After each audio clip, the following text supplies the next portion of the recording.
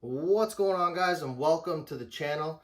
Are you guys sick of seeing these type of holes all over your walls after you move a picture or after you move furniture or anything like that? Well, in this video, I'm going to show you how easy it is to fix these holes by yourself. So you don't have to hire a contractor or a drywaller to fix something so simple.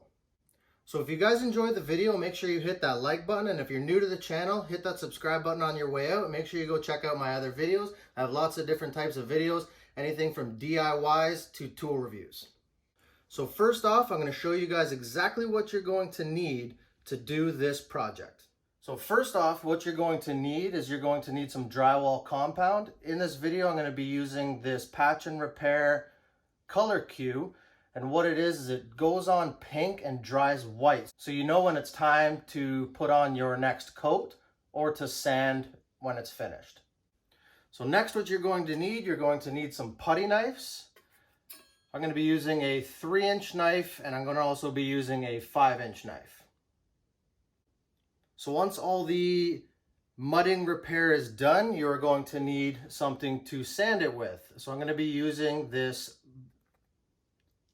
sponge block sander. You can get it at any hardware store, costs about a couple bucks. So when everything is dry and sanded and ready to paint, you're going to need a paintbrush, a roller sleeve, a roller cage, and a paint tray. Okay, so I'm going to show you two different types of situations. So sometimes you have a situation like this where you screwed into a stud, there's no plug in there, but you do have all this paper. So what you're going to do is you're going to take your putty knife, scrape any loose paper off. You can see all that paper coming off. Good. See all that paper coming off there. Get any loose paper off. Then you're going to take this end of your knife. And you're going to kind of make it a dimple. So there you can see all the loose paper is off. And it's indented. Okay. Now a situation like this, where you have a drywall plug, and as you can see, you're not going to be able to fix that very well. So there's one thing you can do. You can take your knife, it's very sharp, and scrape it right off. Take your end of your knife there. Same thing, dimple it. Now your knife passes without hitting the plug. You could also, before scraping it off, you could also take a hammer or a blunt object and bang that plug in. So here we have a plug that isn't sticking out. So my knife is hitting it just a little bit. So I'm going to take the end of my knife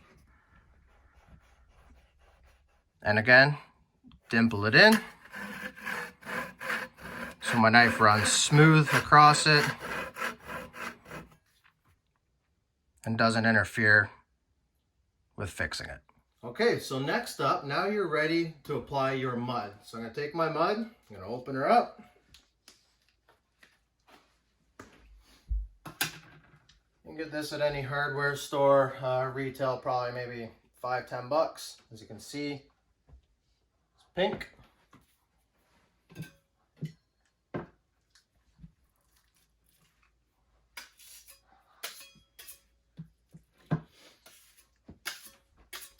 I'm going to put, so this is why I'm using two knives. You're going to put a little bit on your knife there. Okay, you're going to apply it and wipe it right off.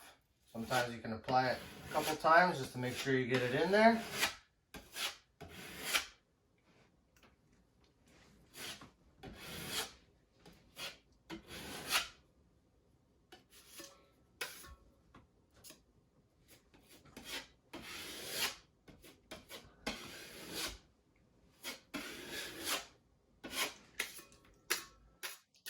When you're applying it, you want to apply it one way and wipe a different direction.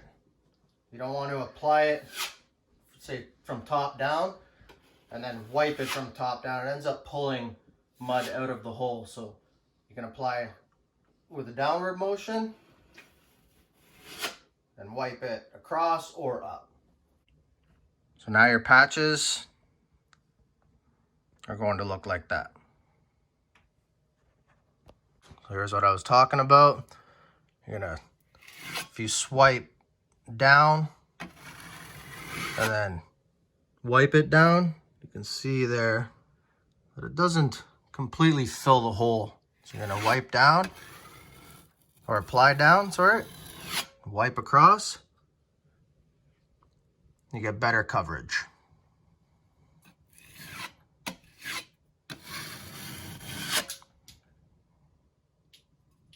And if you get into a situation like this, you can kind of see a little bit of paper around that. You can take your end of your knife, okay, tap it in, a little bit more mud here.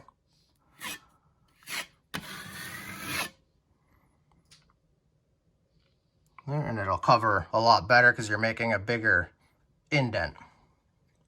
Okay, so now I'm going to continue and I'm going to repair the rest of the holes here.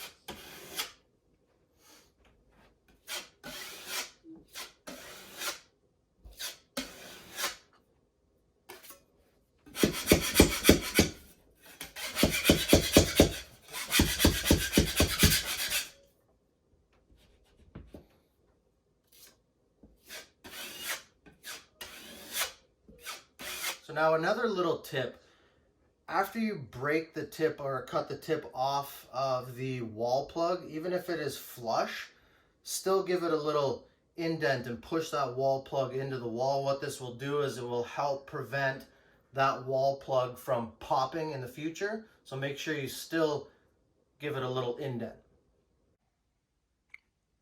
So this is the patch and repair color cue that I showed at the beginning of the video. Lightweight spackling compound.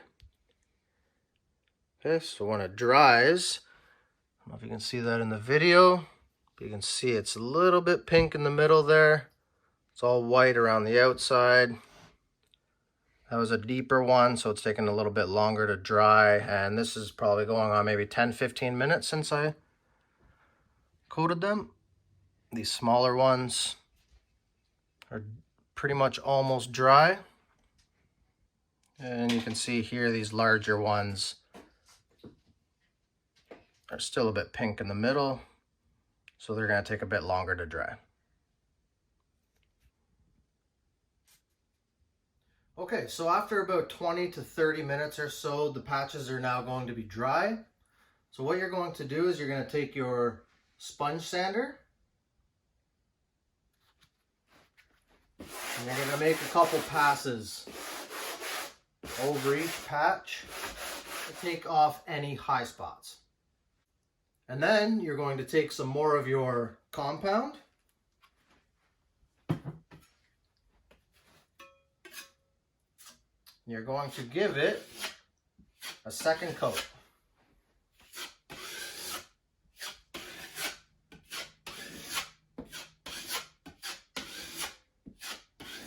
And again, make sure you're applying one direction and wiping a different direction.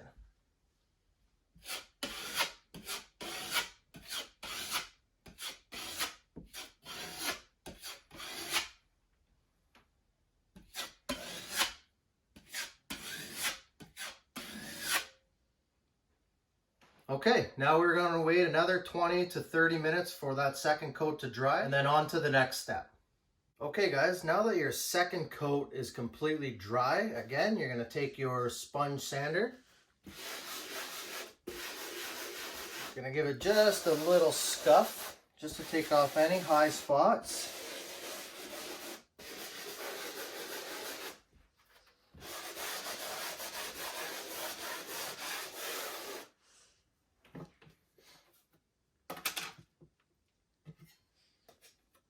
You're going to take some more of your drywall compound and you're going to give it a third and final coat. Now it's very important that every coat you do, whatever you're putting on the wall outside of your patch, you're wiping that clean off so there's no excess mud around your patch. That way you're going to have a lot less sanding to do.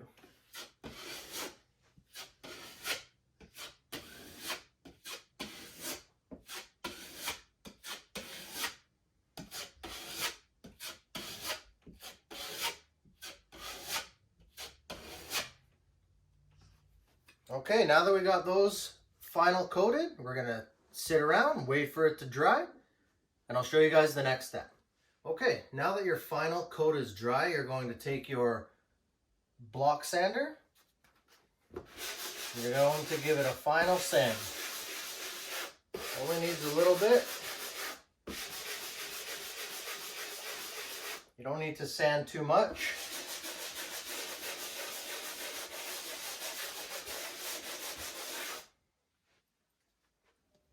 And there you have it.